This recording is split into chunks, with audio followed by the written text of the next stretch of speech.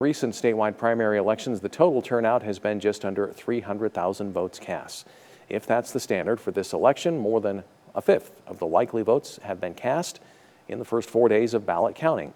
Gallatin and Flathead counties so far have posted unusually low numbers, which likely means the total ballots returned is probably higher. The primary election features several prominent contested races, such as the GOP and Democratic primaries for governor and U.S. House. Election officials say you should mail your ballot by May 26th to ensure it arrives on time. Also, voters have until Election Day on June 2nd to register and to turn in their ballot in person at county election offices.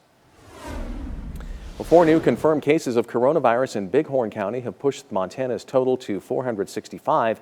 The new cases include 2 females between the ages of 10 and 19, a male between 10 and 19, and a man in his 30s. Now, our map does not include a Jefferson County man who the county says has not been in the state for several weeks and has had no contact with people in the state. Montana has seen 16 coronavirus-related deaths. 431 of the state's confirmed cases have recovered. The FDA says the coronavirus test used most at the White House could be giving some faulty results. At issue is the Abbott ID rapid test. The FDA says it's looking into more than a dozen reports that the tests are producing false negatives.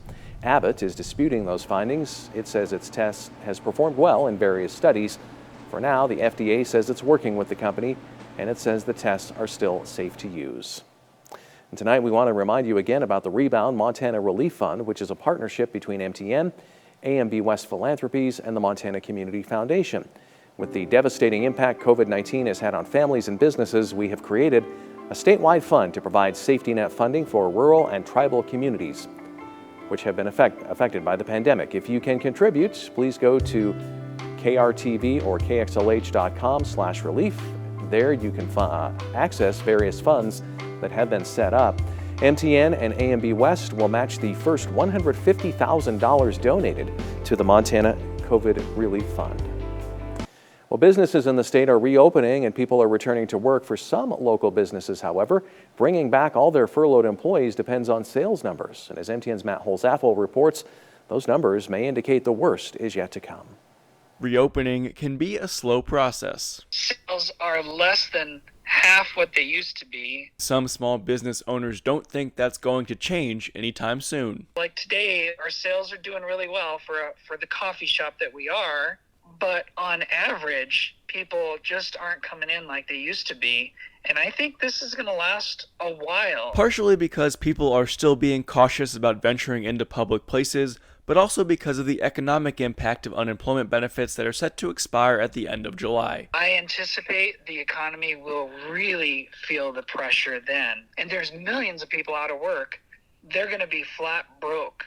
And it's just the impact is going to be tremendous when that happens. Thad believes the timeline for businesses to get back to normal relies on the development of a coronavirus vaccine, which the country's top infectious disease expert, Dr. Anthony Fauci, says may not be widely available until at least early 2021. Until that happens, people are going to be cautious and the economy is going to be slow.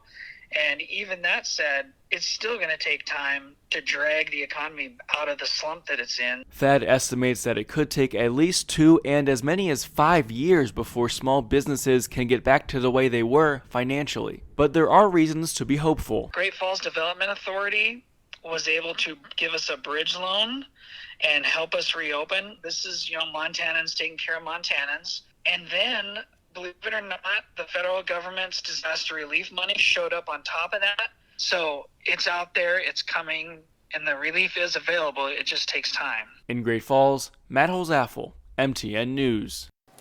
Electric City Coffee has brought back half of their staff, but is still waiting to bring back the other half from furlough. Well, a bill to reauthorize government surveillance rules for both foreign and domestic intelligence investigations has passed the U.S. Senate. Both of Montana's senators say the bill should have more privacy protections for U.S. citizens.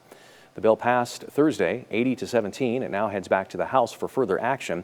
Republican Steve Daines voted for the measure, but Democrat John Tester was one of the 17 noes. Tester's office says he opposed it because it continues to allow unreasonable searches of Americans' records without a warrant. And while Daines voted yes on the final bill, he co-sponsored an amendment to prohibit the government from looking at citizens' internet activity unless it gets a court-approved warrant. That amendment, also supported by Tester, fell 1 vote short of the needed 60-vote majority on Wednesday. In comments on the Senate floor, Daines said requiring a warrant before searching citizens' internet activity does not prevent spying on potential terrorists. Montanans sent me to Congress to get government off their backs. And I'm working not only to get government off their backs, but to get government out of their phones, out of their computers, and out of their private lives. At the end of the day, this is about protecting privacy. Supporters of the Daines amendment say they may try to attach the same language to the bill in the House. Parts of Montana have been sunny and warm today, while parts have been cool and rainy. Brandon Michaels joins us now. Brandon, we've seen both in our area. Yeah, we've seen anything from temperatures in the 40s to temperatures in the 70s today. Weather's been kind of all over the place across north central Montana here. We're going to start with just a couple looks outside.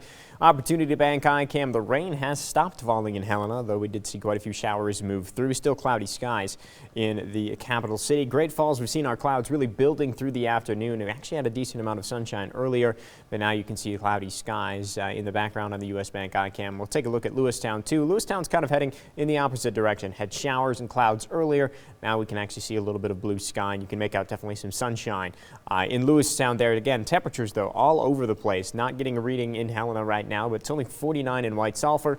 Compare that to places like Malta and Scobie, where temperatures are in the 70s. So a huge range of conditions, and we see that on the Doppler network as well. We've got some showers, we've got some storms that have developed, and we're going to continue to see some showers here through the evening hours. The good news, as we head into the day tomorrow, we don't have any rain to worry about, and we'll talk more on that later in the show. All right, thanks a lot, Brandon. Well, across Montana today at high noon, wildlife management areas open to the public. And just outside of Augusta, one of the more popular destinations, River WMA let in hundreds of trucks, hikers, and horseback riders, all here for the annual tradition of hunting for antlers shed by deer and elk for both souvenirs and sale.